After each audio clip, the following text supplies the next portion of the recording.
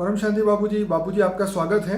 आज मेरा क्वेश्चन ये है कि मृत्यु के बाद भी पुण्य हम कैसे प्राप्त कर सकते हैं। जैसे कई लोग ये मानते हैं कि भाई मेरी मृत्यु हो जाएगी तो मैं एक हॉस्पिटल बना के जाऊँ, उसके अंदर लोगों के इलाज हो, उनकी दुआएं मुझे बाद में भी मिलती जाए, भले मैं इस धरती पे हो या ना हो। आप बताइए कि ऐसे क्या क्या काम है जिससे आत्मा को हमेशा पुण्य या उसको फल मिलता रहे। देखो, जो धरती पर रहकर किसी ने कोई एक अच्छा पुण्य कर्म किया है, ठीक है, तो पाप और पुण्य का तो हिसाब किताब होता है। मगर आजकल क्या होता है, आत्मा जो भावना से मेरी प्रसिद्धि हो जाए इसके लिए कोई भी कर्म करता है। आजकल समझो कोई हॉस्पिटल बनाता है, बड़ा नाम रख देता है। आजकल कोई भी रामायण महाभारत की कथा वार्ता कराता है, नाम रख देता है और वो बिजनेस हो गया है। आजकल सारे कर्म बिजनेस में हो गया। मैंने तो आज तक कोई भी ये नहीं किया कि अच्छी कर्म मतलब गुप्त कर्म हो, अच्छे कर्म गुप्त कर्म हो, ऐसा तो मैं कहीं भी नहीं देखता। पहले जैसे होता था कि गुप्त में अच्छा दान करते थे, गुप्त दान महादान कहा जाता था, मगर आजकल कुछ भी नहीं होता। ऐसी कोई भावना ही नहीं होती, मगर वो नाम कमाने के लिए कोई भी कर्म करते हैं, मान सम्मान के लिए कोई भी कर्म करते। आप दुनिया में देख लो, कोई भी कर्म नाम कमाने के लिए होता है, इसलिए ऐसे कर्मों से कोई फल नहीं मिलता। ठीक है, ऐसे कर्म। और मरने के बाद आत्मा अंतमति सो गति, ठीक है, आत्मा की अंतमति सो गति। आत्मा मरने के बाद भी मानसान के चक्कर में पड़ी रहती है। पहले भी मानसान में पड़ी रही, हॉस्पिटल बना दी, बड़ी नाम लिख दिया, अपने बाप के बाप का नाम था, माँ का नाम लिख दिया। तो इससे कुछ नहीं होता। अरे हाँ, उसने हॉस्पिटल बनाई थी पर नाम तो कमाया ना, मानसान के लिए किया। तो मरने के बाद तो जो बोला हुआ है अंत मतेसु गति, ठीक है। मरने के बाद अगर कोई पॉलिटिशियन है, कुर्सी में पीएम सीएम बन के बना होकर जाता है, तो मरने के बाद भी भूत बन के वो पीएम सीएम के लिए भटकता है, अपने ग्रुप बनाता है, पॉलिटिकल ग्रुप का भूत बन के भटकता है। तो ऐसी तरह यार रिबॉर्न भी होने के लिए इतनी ताकत नहीं होती कि आत्मा रिबॉर्न होता है। ठीक है, पुनर्जन्म लेना, रिबॉर्न होना, पुनर्जन्म लेना कोई मासी का घर नहीं है आजकल। क्योंकि पुनर्जन्म में आने वाले सूक्ष्म जगत में खरबों आत्मा बैठी है कि हमें मनुष्य जीवन धारण करना है।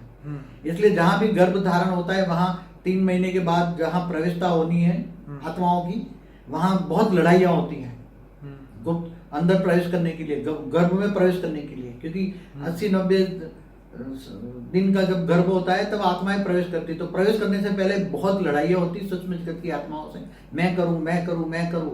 आज तो वो जन्म मरण के चक्र में आने के लिए भी बहुत मुश्किल है। इसलिए अंतमतेसु गति जो होती है तो भूत बन के भटकता ही है, और उसकी बुद्धि तमो प्रधान ही रहती है, क्योंकि वो मानसान में ही रहती है। बाबूजी, कुछ आत्माएं मृत्यु के समय पे, मृत्यु जब नजदीक आता है तो अपने बच्चों को बोलते हैं कि मेरे मरने के बाद ये पीने का प्याऊ बना देना, या मेरे मरने के बाद गरीबों को वस्त्र दान करना, या लोगों को खिला देना, अन्न दान कर देना, या पशु पक्षियों को चारा दे देना, मंदिर बना देना, शिक्षा का दान करना। तो उसके बारे में बताइए। देखो, गरुड़ पुराण में लिखा है कि मरने के बाद वो 13वीं 14वीं 12वीं जो करते हैं ना, हाँ, खिलाते, पूरे गांव को खिलाते, या कुटुंब कबीलों को खिलाते हैं ना, जी, और फिर उसको ब्राह्मणों को दान करते हैं। अब वो सब फिलोसफी चली गई है, बहुत ओल्ड फिलोसफी। हमेशा जैसे ब्रह्मांड में भी समय आने पर परिवर्तन होता है, फिलोसफी भी परिवर्तन होती है, ठीक है।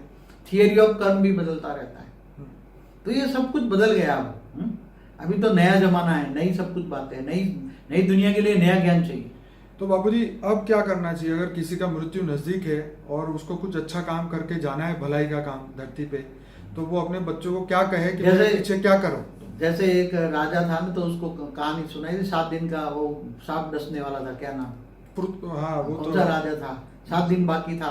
हाँ, उसका सांप उसके गले में डाल दिया था, हाँ, और कलयुग उसके श्राप मिला था। जी।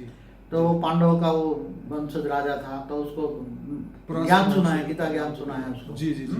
तो यहाँ भी अगर थोड़ा समय रह गया है, कोई भी आत्मा की बात करता हूँ, अभी समय का कोई किसी आत्माओं का कब क्या होना है कुछ पता नहीं है। बिल्कुल। मानव जीवन एक बुलबुला है, क्या है, कब बुलबुला फूट जाए कब पता नहीं है। इसलिए हर कोई आत्मा के लिए समय बहुत वैल्यूबल है। ये समय बहुत वैल्यूबल है। इसलिए बेहद का ज्ञान सुनो, बेहद के भाव से ज्ञान सुनो, बेहद के कर्म करो। इस दुनिया से ये कुएं के मेढक मत बनो, ज्ञान सागर की मंथली बनो। क्या बनो? बिल्कुल, ज्ञान सागर की मछली बनो, विशाल ज्ञान सागर में डूबो, बेहद का ज्ञान लो। बेहद का ज्ञान क्या है? विद द ऑलमाइटी ऑथोरिटी सुनो, आत्मस्वरूप बनो, पहले अपने आप को जानो, स्वयं को जानो, स्वयं को पहचान कर आत्मस्वरूप बनकर ऑलमाइटी ऑथोरिटी से परम लाइट लो, परम पावर लो, उससे योग लगाओ। आपका कहने का मतलब ये है कि मृत्यु के बाद दान पुण्य करने से अच्छा है कि आत्मज्ञान की प्राप्ति मृत्यु से पहले हम कर ले और उसकी अनुभूति बेहद के आत्मज्ञान की प्राप्ति। हाँ, बेहद के ज्ञान की प्राप्ति कर ले मृत्यु से पहले, और मृत्यु के बाद भी उस ज्ञान को हम जो हमने सुना है मृत्यु के बाद भी उसी लाइन पे चलते रहे, ऐसा नहीं कि फिर माया में फंसे। इस जीवन में जो ज्ञान लिया है, अगर उसने बेहद का ज्ञान लिया है और आत्मा कोई शरीर छोड़ देती है, जी जी जी, बेहद की ज्ञानी की आत्मा अगर कोई शरीर छोड़ देती है, बिल्कुल, तो उसकी आत्मा में तो ज्ञान रिकॉर्ड पड़ा है ना, बिल्कुल, तो वो ऑलमाइटी ऑथोरिटी को जानती है जी, तो वो तीन तत्वों में घूम रही है, जी, तीन तत्वों में जहां भी है जी, तो वो आत्मस्वरूप ज्ञानी है ना, तो आत्मस्वरूप बनकर ऑलमाइटी ऑथोरिटी को योग तो लगा हुआ है ना ऑलमाइटी ऑथोरिटी से, ठीक है, उनसे उन परम धाम से पावर उतारती है। जी, तो ज्ञानी तो आत्मा, बेहद के ज्ञान की आत्मा भी जो अगर कोई शरीर छोड़ देती है जी, तो वो भी सूक्ष्म रूप में बेहद का ज्ञान का प्रचार करेगी और ओके, बेहद को ज्ञान को धारण करेगी, आत्मस्वरूप बनेगी। जैसे मनुष्य करता है वैसे सूक्ष्म शरीर वाली का तो आत्मा अच्छा है ना, दो शरीर का नहीं है, दो शरीर का बोझा नहीं है ना सूक्ष्म शरीर वाली आत्मा। बिल्कुल, ज्ञान अगर नेगेटिव आत्मा भूत बनती है तो नेगेटिव मल्टीपल हो जाती है, ठीक है, और पॉजिटिव बेहद की ज्ञानी तो आत्मा, जब बेहद की ज्ञानी तो आत्मा जब बेहद का ज्ञान को धारण करती है, आत्मस्वरूप बनती है, ऊपर से पावर उतारती है, तो उसमें बहुत पावर आता है और बेहद की सेवा करती है और बेहद के ज्ञान की सेवा करती है। लोगों के घर में अगर रहती है तो जाके लोगों को रेत मार मार के ज्ञान तक लाती है, और तो वो उसका बहुत बड़ा कल्याण हो जाता है। मतलब ये है कि ये वो जैसे LIC का सूत्र है ना कि जीवन से पहले भी जीवन के बाद भी, तो ये हमारा बेहद में ज्ञान में यही है कि ज्ञान जीते जी भी हम ज्ञान से जीते जी भी लौकिक जीवन अलौकिक बन जाएगा। लौकिक जीवन में भी ज्ञान बेहद की ज्ञानी है तो उसको ऑलमाइटी ऑथोरिटी का एक ग्रुप उसके साथ रह के हेल्पलाइन मिलेगी, जी जी जी, और परम शांति का वाइब्रेशन फैलाए तो परम शांति हो जाएगी। तो मृत्यु के बाद भी आत्मा ये काम कर सकती है, मतलब लोगों को ये ज्ञान इंस्पिरेशन दे सकती है, उसके ऊपर उनको रेज मार के उनको सत्य तक पहुंचाने का वो रास्ता कर सकती है। जैसे आपने कई बार बताया, BK में भी बताते हैं कि इंस्पिरेशन पार्टी है, वो सूक्ष्म दुनिया में रहती है और वो सभी लोगों को ज्ञान प्रदान करती है या उनको सही रास्ते पे आने पे मदद करती है।